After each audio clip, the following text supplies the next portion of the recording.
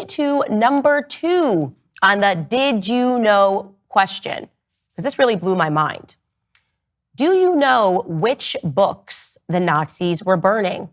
And I'm asking you this, and I'm telling you why it blew my mind, is because definitely something that we covered extensively, and you will cover extensively throughout the public education system, is the Holocaust, Nazi Germany. It's why so many people, when they're commenting, it seems like the only historical reference they have is, it's just like Hitler, they're literally Nazis. So that obsession with only referring to that historical aspect is partially because when you're in the public school system, you really focus on World War II and the Nazis.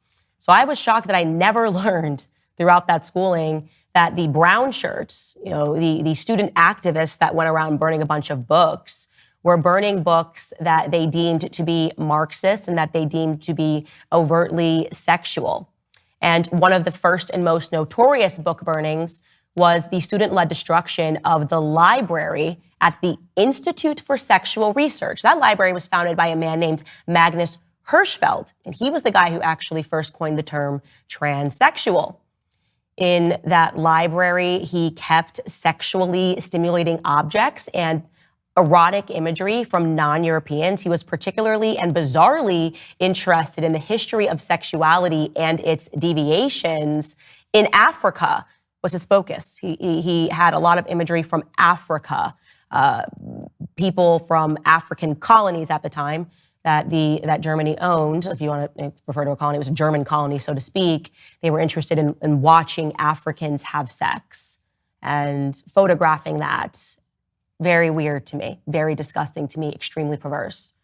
He and some of his peers took a theoretical approach to age-specific attraction as a purported dimension of either psychical hermaphroditism or psychosexual infantilism.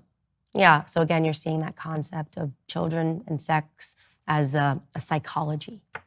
Here's a picture of Magnus Hirschfeld, the director of the Institute for Sexual Research. Yes, he was a homosexual, and this is a picture of him at a costume party that he threw at the Institute for Sexual Research in Berlin.